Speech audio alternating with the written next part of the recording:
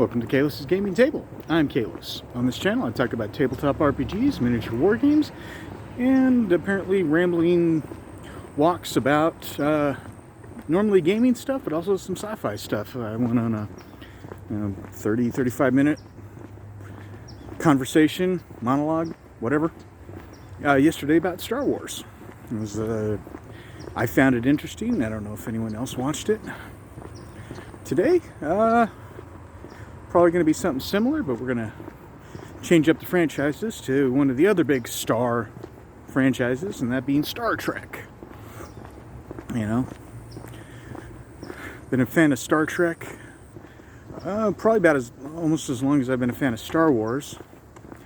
You know, I grew up watching the reruns on television when I'd visit my grandfather. It'd be at 6 o'clock on whatever station up in Boise, and watched it. As a young boy, I had no real idea what the hell I was watching, but occasionally there was some action, interesting costumes, and there were a couple of episodes that as a small child actually terrified the hell out of me. But kids are kids, and Star Trek is still one of the things that I really watch. And much like Star Wars, I am pretty sure I've liked all iterations of Star Trek, to some more than others, obviously. Even Discovery. I liked the animated series. I thought it was really well done. Sure, it was kind of silly, and a lot of it aimed at kids, but some of the best sci-fi writers wrote some of the episodes as well. and currently Lower Decks is being broadcast on Paramount Plus, and I really like the show. It took me 2-3 episodes to really get into it, but once the characters had solidified, it's become much watched TV. And I think one of the best Star Trek anythings that I've watched recently was the crossover episode with Strange New Worlds. And I didn't know what I was getting into. I had some pretty good ideas, but seeing Boimler and Mariner in live action, playing off of the actual cast of Strange New Worlds, it was great. I laughed my ass off on several parts. There were several hard-hitting moments as well, especially when towards the end when they're talking with Pike, and Pike lets them know why he doesn't want a birthday party. And they remind him that, there are still living people that would give a lot to talk to you for one more day. Don't throw that away. If you haven't seen the episode, well, spoilers, I guess. When I was living in England, many years ago, Star Trek the Motion Picture, we got a copy of Star Trek the Motion Picture, and I watched that relentlessly. It was just one of those movies that the music, everything about it, I didn't even mind the costume because, I was a kid. And to be fair, I still love the Wrath of Khan era and forward costumes, uniforms. But, still listening to Goldsmith's soundtrack, the Beauty Pass, as Scotty and Kirk are in the shuttle pod moving towards the Enterprise, and we get all the Beauty Pass, and we see the new and revised Enterprise after it's been, being updated for 18 months, and it was just, it still sticks with me. Still makes me, tingle when I see that or hear the music. It's just really good.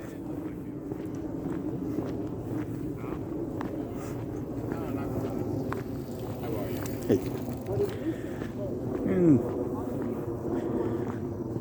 a lot of people complain about it, being, the slowest of the movies, and, Star Trek the Motionless Picture, and, a bunch of other things. And, that's a valid criticism. It is a bit slow moving, but when you look at the making of the movie, just how many changes that they tried, how many different script rewrites, the fact that, that went way over budget, and so many cost overruns, but it did its job.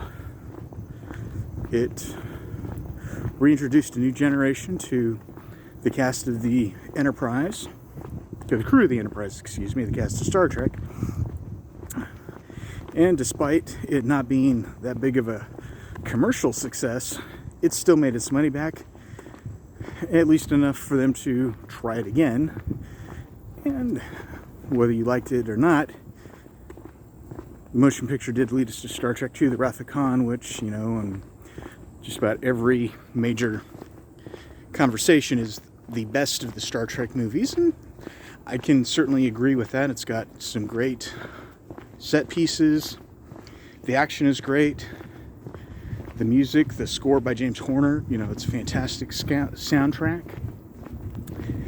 And it's great that, you know, there's this conflict between Khan and Kirk, and never the two actually meet.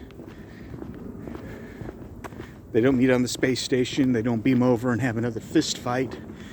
They just have this duel in space with Khan having the upper hand until Kirk outsmarts him. And, you know, you had the whole Spock thing. You know, spoiler alert, Spock dies. Spoiler alert, he comes back in Star Trek 3. But, you know, that was one of the big changes that it freaked a lot of people out that it killed such a classic character. I mean, he went out nobly, obviously. Needs the many and all of that. But the costumes were great. I mean, I think ILM did some, if not all, of the visual effects, so those look great, even though they did recycle some of the shots, especially from the space dock and the Kobayashi Maru. They, don't know if that was a snake or not. It's a tiny thing, not going to mess with it. You know, the 3 Klingon battle cruisers that we saw from the motion picture. And, you know, ignoring science because it's Star Trek, and while it does try to be scientifically accurate, you know, it's still got so much technobabble and, you know, things that you just have to suspend disbelief. But yeah, I mean, I even like Star Trek V. Well, up until about the 3rd act, because I really liked the idea of the Enterprise, the redesign, the new Enterprise A at that point. You know, still not having gone through a proper shakedown, and yet they're going to send Kirk and his crew to a hot zone because, you know, he's Kirk and, you know, he never loses. And up until, you know, the rescue scene I really liked. You know, the conflict on the ship, especially when Sybok starts, you know, peeling the crew off one by one with his, you know, Vulcan mumbo jumbo. But, you know, it was the ending. You know, the whole, they made this big deal about going to the center of the galaxy. Nobody's ever done it, blah, blah, blah. And, you know, oh, look, we're there. And I get that, you know, they cut the budget on it. Shatner didn't get the budget that he wanted, and, you know, he did what he could with what he had. I don't know if anyone would ever do it, but I would not mind seeing Star Trek V with an updated visual effects suite, you know, to try and get that look that Shatner had been trying to go for. But, you know, I remember when Next Generation first came out, that first season, I wasn't sure, you know, for the first half of it, you know, just because all new, the music was pretty, from what I remember, pretty synthesized. It wasn't the orchestra that, you know, we got later. And I mean, even Patrick Stewart was like, he didn't unpack for like 6 or 8 weeks when he was in Los Angeles filming because he expected it to get canceled. You know, lo and behold, 7 years later, it's a staple of, you know, science fiction, you know, with some of the best writing out there. You know, and then you have the episode where Crusher shags the ghost, but it can't all be great episodes. And that's the thing that I have to remind people, that every Star Trek iteration has had some of the best, hard-hitting, outstanding episodes, and Star Trek has always been, culturally relevant. Just gluing bits and pieces to people's faces to make them look different, but there's always going to be that connection to the real world, whether it's race relations, something religious, just about anything. You can put that into Star Trek and tell a story and have it be relevant somehow. And it's the thing about franchises, at least my thought on the franchises are typically you're going to be the biggest fan of whatever got you into that particular franchise. Like there's a bunch of people that watched, the original run of Star Trek, or like me, watched the reruns once they realized it was, really was a really popular show. Then you got, the people that, Kirk is the best, or the original series is the best, on up. Despite that, Deep Space Nine is my favorite Star Trek show, with Strange New Worlds, nipping at its heels. Don't get me wrong, I still like The Next Generation, but I've actually gone back and rewatched Deep Space Nine several times. It doesn't hurt that, before it was streaming, my wife bought the entire series so we could actually watch the whole thing. But, I just liked Deep Space Nine because I felt the characters were a lot more rounded. I liked the fact that, yes, there was some Starfleet there, but it wasn't set on a starship or more specifically on the flagship, where all the ideals of the Federation are always, up front. We got to see the seedier side of the galaxy, so to speak, especially when they first got to Deep Space Nine, before they found the wormhole.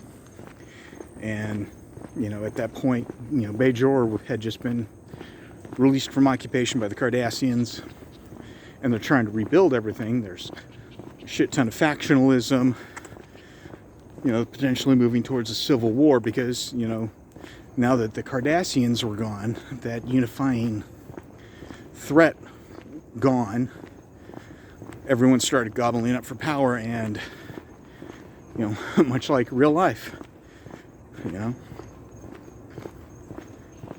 But I like the fact that the characters they certainly to me felt more three-dimensional. There actually did seem to be some actual character growth among a lot of them. Not just, Avery Brooks's commander, later Captain Sisko.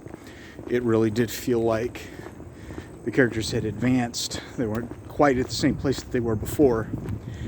When I look back at The Next Generation, I honestly don't see a whole lot of real character advancement. I mean, sure, we see Worf go from, he was at the helm, I think, when it started. He was then, security under Yar. Then he took over chief of security. Geordi was, same kind of thing. He was on the bridge, and then all of a sudden he somehow became chief engineer. He's, obviously got, great writers supporting him. But I mean, Riker, unrealistically, in my opinion, passed up the options for promotions. I understand. It's a television show. And he did not, and Jonathan Frakes probably didn't want to give up that nice cushy paycheck. Well, I don't know about cushy, but it was steady work. He gets to do the con circuit. He gets recognized everywhere. And he got to started directing as well. So, I mean, heck yeah. I think some of the best episodes of Star Trek were ones that he directed, and he directed the best of the Next Gen movies, First Contact. But I mean, honestly, Marina Sirtis's Troy is actually probably the one that has the most character growth, because at first she was just the big-breasted, beautiful half Betazoid that pretty much told everyone exactly what they were thinking. But towards the end, after the episodes with Jellicoe, where he told her, get your ass into an actual uniform. You're a lieutenant commander. Look like it. And then she started wearing the actual Starfleet uniform. And then, you know, the episode where she got kidnapped by the Romulans and they altered her. And she got, you know, I guess for lack of a better term, a taste of command. She wasn't quite as timid or meek as, you know, she seemed to be. And I think one of my favorite episodes was the one where she actually went through the training course to become an actual bridge officer, not like the ship's counselor hanging out on the bridge advising the captain, but actually get thrown into the command structure rotation. And she realized at some point, you know, the biggest thing that people, I guess, might not think about is the fact that you might have to send somebody to their death. And as a Starfleet officer, you have to look that person in the eye and say, yeah, I know you're probably going to die, but you're the only person that can do it. And if you don't do it, everyone else is going to die. It sucks, but, you know, that's life. And after that, you know, she actually became, in my opinion, an actual real part of the bridge crew. But Deep Space Nine also had, you know, taking a step back, Deep Space Nine had a bunch of well-rounded characters, and, you know, a decent chunk of the cast wasn't Starfleet. I mean, you had Quark, you had Odo, you had Kira, and I mean, O'Brien, he still wasn't an officer. He still got looked down upon by everyone. He was the chief of ops, but, you know, he was still an NCO. I guess he was equivalent of NCO. I don't know. It is kind of weird in the Star Trek universe, but we got to see a lot of things not from the Starfleet perspective. And, you know, in TNG, oh, look, the Ferengi. Oh, boy. And then when you have a Ferengi-centric episode in Deep Space Nine, they're almost always a blast. I mean, I think my favorite of those is probably House of Quark.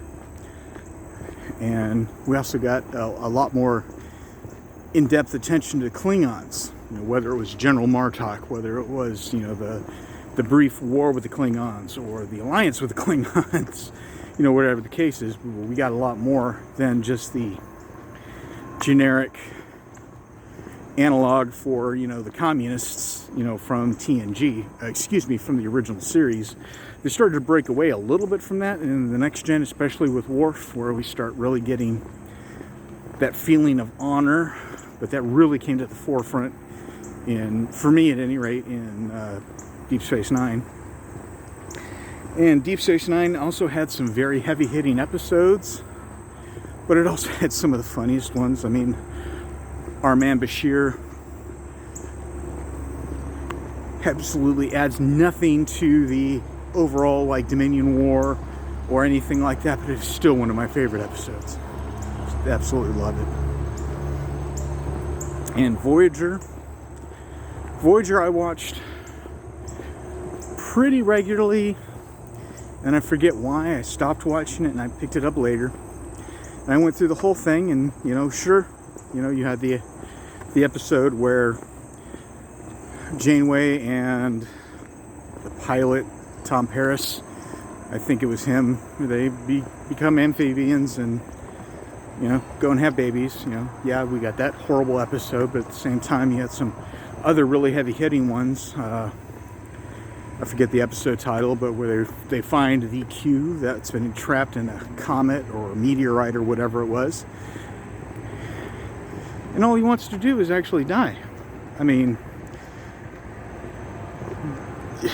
say what you will about that particular choice. I'm going to try not to say the word just because YouTube is pretty bad, but, you know, they, whatever, had seen everything, had done everything, and there was nothing left to do. I mean, even when they went to the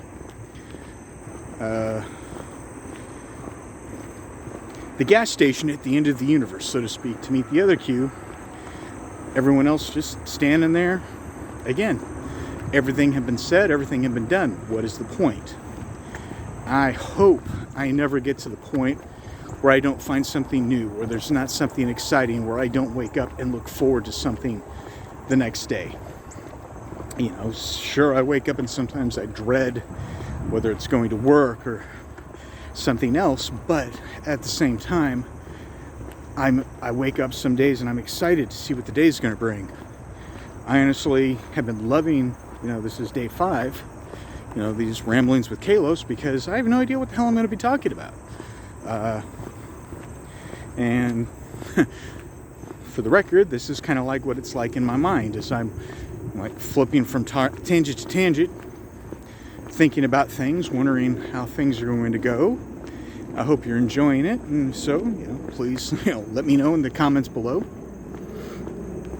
But Voyager, I enjoyed. Discovery was, I am one of those fans that, I'll be 100% honest, I didn't like the Klingons. I still don't like the Klingons.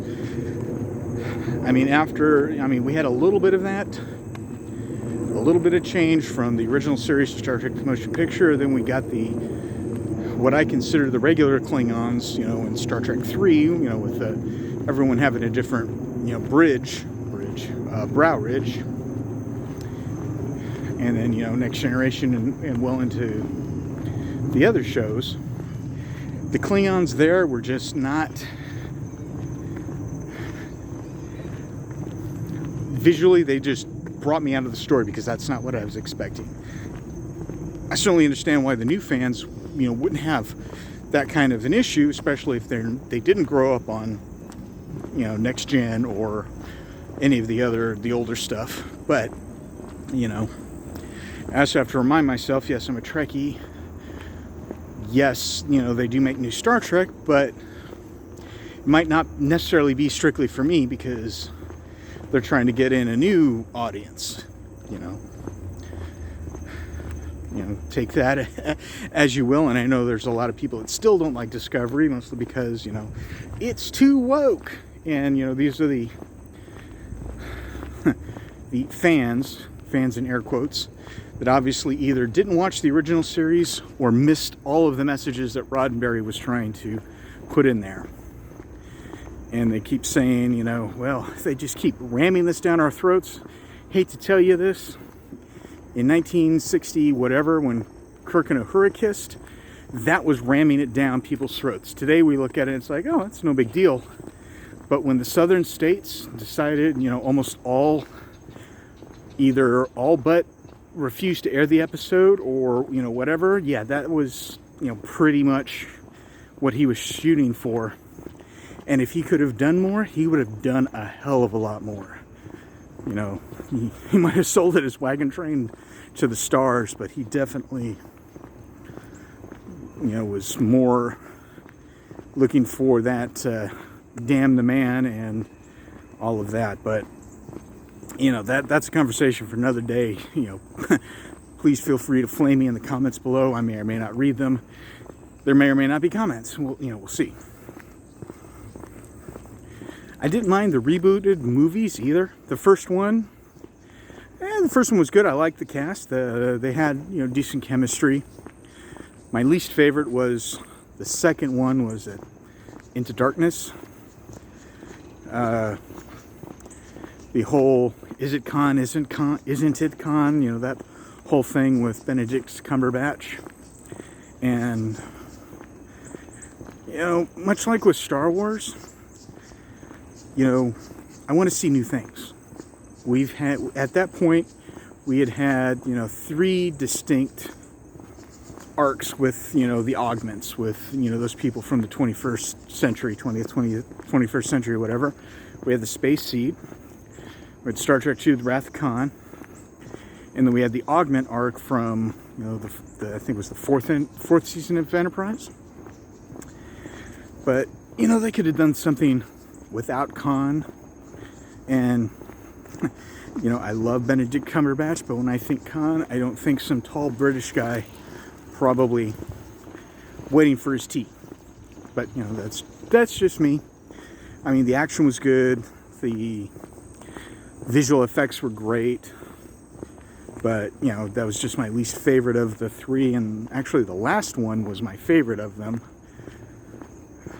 because it did take us to something new. We got to see, kind of the dark side of the Federation, especially once somebody got abandoned, and had Idris Elba in it, and you honestly can't really go wrong there. But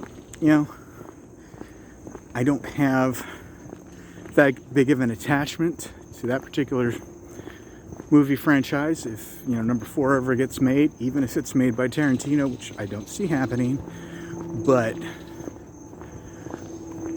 I will watch it. But I think I've seen each of the movies just a couple of times since they were originally released, and I'm not sure I'll go back and watch them again. Strange New Worlds, on the other hand, I watch on a regular basis, and I think that's one of the best shows out there. But let's see. Yeah, Star Trek is a big part of my life. My wife and I bond over Star Trek. That and Babylon 5, and if anything, Babylon 5 is, probably the thing that we really bonded over, because when it first came out, if you think sci-fi was niche in the 90s, Babylon 5 was the niche of the niche in the 90s, but I fell in love with Babylon 5. I liked the story, for the most part. I mean, much like all other TV shows, there are some absolutely hard-hitting and fan-favorite episodes, and then you have Grey 17 is missing. Although, to be fair, Grey 17 missing, I fast-forward through the bit where Garibaldi goes, finds Grey 17 and has to, kill the Zarg. I don't know who came up with that idea, although I think that was one of JMS's episodes, because he wrote almost all of them. But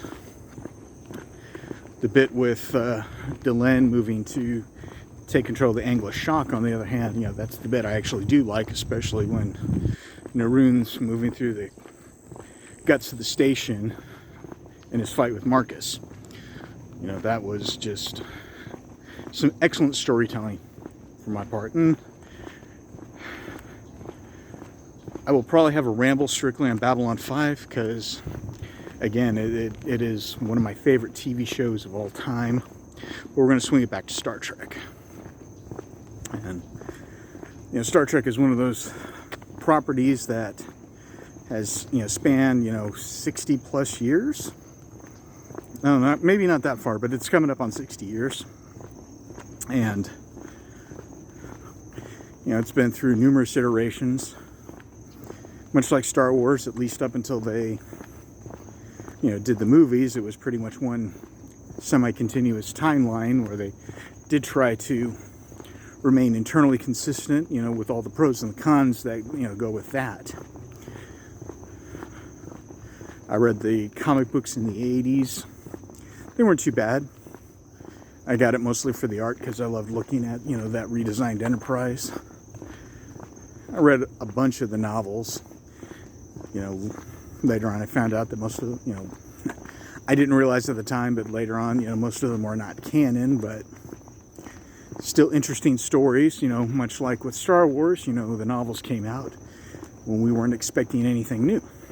And, all of a sudden movies started coming out, and new TV shows started coming out, and I think Star Trek is moving on to a new phase, and I'm digging it. Star Trek Picard, the first season was, it was okay. Wasn't great. It was very nice to see Picard and some of the other characters. It felt like talking, for me, it felt like talking to an old friend that I hadn't seen in a while. Especially the episode with Troy and Riker and their young daughter. Star Trek Picard Season 2, I fast-forwarded through a lot of that. It was not... The idea of Q being in it fascinated me, but as far as I'm concerned, we saw Star Trek Picard Season 2 already. We saw that in Star Trek First Contact. Let's see, we've got the Borg. Hey, look, we got the Borg in Picard Season 2.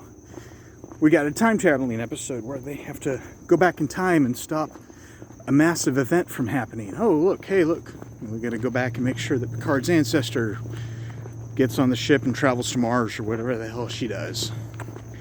They just, as opposed to doing it in a 2-hour movie, they did it over, 10 episodes? And, you know, the fact that Dr. Girardi murdered, was it Maddox? 0 consequences. I mean, no trial, no anything. But, you know, sometimes, you know, the hand-wavium in Star Trek is pretty heavy, you know, just like in any other franchise. And while Star Trek 2, or Star Trek Picard Season 2, did give us Star Trek Picard Season 3, and obviously for me that's the best of the bunch. Sure, they were going for that nostalgia factor and, you know, going for some fan service, but you know what? I'm a fan. I do like to be serviced. Seeing the old cast together, you know, picking up where they, you know, had left off in a lot of aspects, seeing how much they'd changed, especially, you know, Crusher actually had more depth than she ever did in the original show. I mean, sure, she was a doctor, and sure, you know, she had some drama, especially, you know, trying to save people, or, you know, some of the moral, ethical decisions that she had to do. And she turned into, you know, this badass warrior woman trying to protect her son. And, you know, the bit with Jack and Picard, you know, that was, whether they wanted to or not, that was telegraphed pretty early on. And I doubt anyone was surprised at that big reveal. But much like a lot of people, the breakout character for me in that was Captain Shaw, you know, Todd Stashwick. Because, you know, I'd only seen him in a handful of things. He was the thing that I associate him the most, other than Captain Shaw, was the character, what was his name? He was in Burn Notice. He was like the number 2 heroin dealer in Miami. And that's where I remember seeing him from. Dante, I think, was his name. And, you know, as soon as I saw him, you know, greet Picard and Riker, I was like, hey, look, it's Dante. I definitely like the fact that he wasn't all fanboyish over meeting Riker and Picard, and the fact that every time that they mention, hey, you do realize we've saved the Federation more than once, you know, he's like, yeah, and then on Stardate this or this or this, you let this happen, and on Stardate this and this and this, that happened. And then, you know, his monologue when he confronts Picard on the holodeck or whatever it was, 10 Forward, whatever the hell that was, and he tells a story about why he is so sour towards Picard. You know, the fact that he was some ensign on a starship at, you know, Wolf 359, and somehow the lieutenant tells him to get into an escape pod. Didn't know why it was him. He was some dipshit from Chicago. His words, not mine, although, yeah, they're there. And, you know, we actually got some real depth for him. I expected him to kick the bucket pretty much in the same way that he did. I hope that if they bring him back for the any TV show with Seven, I hope they're like in either flashbacks or in like captain's logs that she's going over. Because while I like the character, his death should have some meaning. And, you know, we can't have everyone coming back from the dead, you know, like Spock. I follow him on Twitter. He's great. He's definitely one of those people that if I go to a convention, I will have to get his autograph, because, you know, he's a big old nerd. Apparently he also plays D&D. And he's a big old sci-fi geek as well. I didn't realize he had been in, I think it was in Enterprise. But at any rate, I'm getting off course. But yeah, I completely realized that Picard Season 3 was almost 100% fan service. You know, bringing back the old cast, getting them back together, even bringing, you know, the D back. But I do have to say, I had the goosebumps when they opened up the bay doors, and there she was, you know, at least the saucer. I forget the star drive section. I forget what ship that was from. But yeah, I enjoyed it. I felt the ending was a bit rushed, especially, you know, the giant battle with, you know, the starbase above planet Earth. I can't see Starfleet bringing in all of its starships to one place, because, you know, that's just inviting a disaster. And, you know, the whole, we're taking everyone over with the Borg stuff. And, you know, sure, the writers did that, and that happened, but, you know, watching Worf for the first time up here saving Rafi, you know, by killing, you know, all the Ferengi, you know, and all of that was awesome. But, you know, we'll see what the future brings. Strange New Worlds is on a fantastic trajectory. This season was absolutely amazing. Pissed at the writer's strike because, you know, I'm pissed more because it's pushing back Star Trek, you know, Strange New Worlds the next season. Not pissed that they did it, because I completely understand why they did it. I completely support them. You know, if the studios had given them what they wanted early on, this wouldn't have happened. But, you know, money-grubbing assholes are going to be money-grubbing assholes. Yeah, we still have, I'm hoping that Lower Decks is going to get picked up again, although I don't know how much longer it's going to be Lower Decks, with, you know, the 4 Lower Decks people all being promoted to Lieutenant JG. But so far, I'm enjoying it. I'm continuing to enjoy it, and I'm hoping, you know, we continue to get new Star Trek. You know, I want to see new things, new people, new ships, new ideas.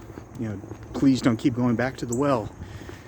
It's a vast galaxy. I think one of my favorite things about this season of Lower Decks has been, at least up until the last few episodes, it keeps going to a bunch of different ships, and you see the Lower Decks on a Klingon ship, on a Vulcan ship, on a Ferengi ship, and I just think that is absolutely hilarious, that they all seem to be about the same, getting stuck with the shit jobs, and all looking to, you know, to get promoted. But all right, well, I'm about out of time here. So thank you for following me on this ramble about Star Trek and a little side tangent to Babylon 5. I will definitely have a Babylon 5 ramble, you know, at some point in the near future. If you haven't, please like and subscribe. Leave me some comments in the bottom. What is your favorite Star Trek? What are your thoughts on the new shows? Do you prefer the classic Trek? Do you like the Discovery Klingons? Am I way off base, and should I just shut the hell up? No, don't tell me that, because I'm going to keep talking regardless. But, you know, this is fun, and I might even continue doing this. Oh, wow, it got really dark under the overpass. I might even continue this when I get home, because right now I'm doing this just to get out of my hotel, and I'm really enjoying this. And you know what? I'm easily amused, so I might keep doing this. But, you know, let me know what you think in the comments below. Like and subscribe. Do all the things. Click all the buttons. And let's at least get my face in the last little bit here. And I'll catch you next time.